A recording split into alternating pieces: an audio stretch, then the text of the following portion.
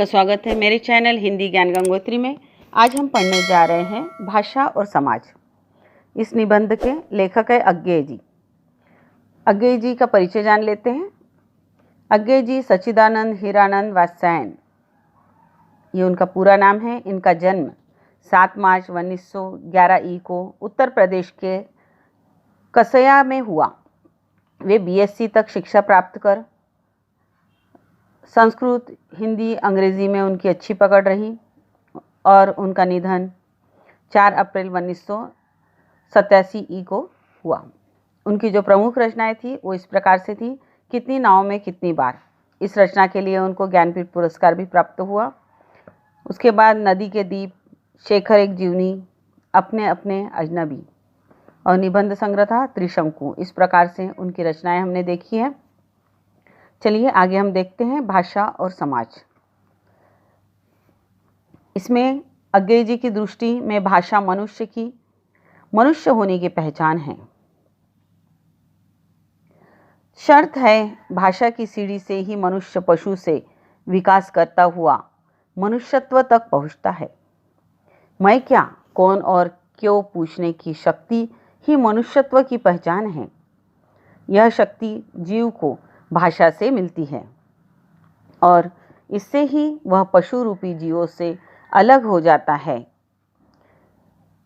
अवधारणा करने की शक्ति के साथ, अवधारणा की शक्ति से मैं की पहचान के साथ जिज्ञासा आती है। इसके बिना अपनी अस्मिता की पहचान संभव नहीं है। भाषा स्वयं को पहचानने का साधन है। इसके बिना समाज में अपनी अस्मिता की पहचान नहीं हो सकती।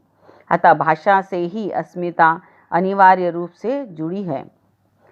समाज को उसकी भाषा से काट देने पर दूसरी भाषा देने के बात तक नहीं रहती। वास्तव में उसकी अस्मिता ही खंडित हो जाती है। हिंदी के प्रति लगाव के मूल में मैं केवल मनुष्य होने का नहीं तो अपितु भारत का मनुष्य के रूप में पहचानने का साथ अपनी मूल भाषा मानना हो। हिंदी के बिना मैं नहीं, अतः हिंदी की साधना करता हूँ। इसी कारण दूसरी भाषाओं के बोलने वालों को भी इसी प्रकार का अधिकार देता हूँ, अतः अपनी अस्मिता की पहचान बनी रहे। शक्ति से मूल्यों का बोध संभव हो जाता है। अस्मिता की पहचान के साथ हम क्यों जीते हैं, भाषा के कारण समझ में आता है। अन्य जीव केवल जीने के लिए जीते हैं, लेकिन मनुष्य भाषा द्वारा ऐसे मूल्यों की सृष्टि करता है और उसे अनिवार्य मानता है। जीने की दृष्टि से मनुष्य पहला प्राणी है जो मूल्यों के लिए जीता है। भाषा की दूसरी शक्ति यह है कि वह हमें मूल्यबोध आधार देती है। मनुष्य होने के कारण दूसरों को बड़ा मानने के मूल्य से सृष्टि के साथ उनके लिए प्राण देने को भी तत्पर हो जाते हैं। ऐसे मूल्यों की सार्थक भाषा से ही मिलती है।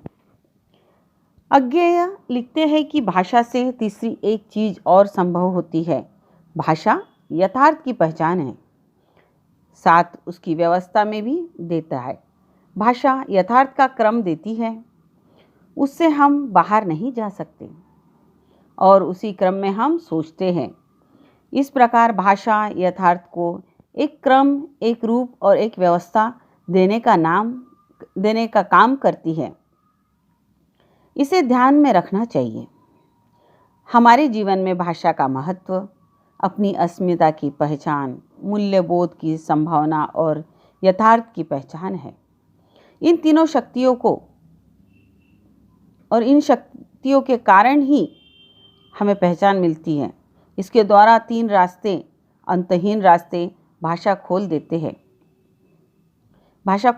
है। अज्ञेय के अनुसार इन तीनों का जोड़ हमारी संस्कृति है। संस्कृति में तीनों चीज़ें आवश्यक है, अतः भाषा संस्कृति की बुनियाद होती है।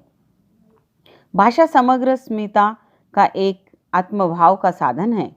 संस्कृति वह सत्ता है जिसमें भाग लेने वाले को मिलाती है, बल्कि मिलाती ही नहीं अपितु हम एक हैं यह भाव बोध जगाती है।